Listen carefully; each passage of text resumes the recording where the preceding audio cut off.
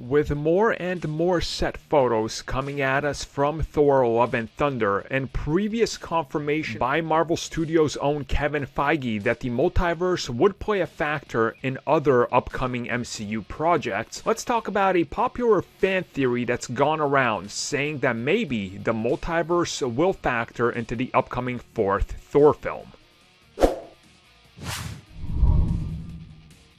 So if you watched Thor Love and Thunder and the last two Avengers films, you undoubtedly know that Asgard was destroyed and they have a new Asgard down on Earth. Now, how exactly is it that we keep getting set photos that feature elements of Asgard that were previously destroyed, and along with this, actors that are playing the same roles they played in the last Thor film who we thought were killed off? Well, one popular theory that's gone out there is the fact that whatever happens with everything in WandaVision, with Doctor Strange 2, and the upcoming Loki series, all touching upon different things in the multiverse, timelines, and different factors that we're going to find out there's a bigger overarching picture, hopefully with Kang the Conqueror, that maybe some of these elements are starting to spill into other corners of the MCU, and they're not going to be as apparent to some of the people that are in these. So for example,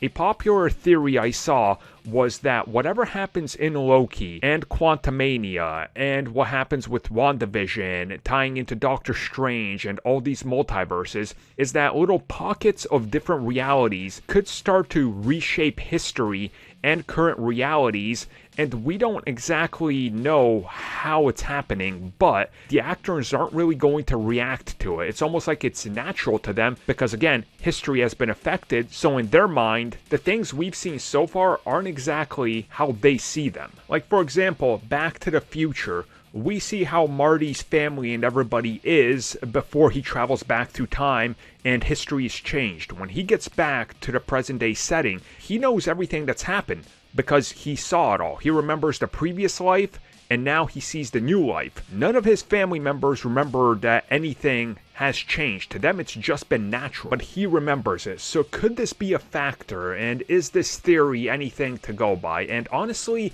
I don't think it is. I don't personally think you do that to the Thor film, because if you're going to be messing with time manipulation and things like that, wouldn't you want your characters to know what is going on?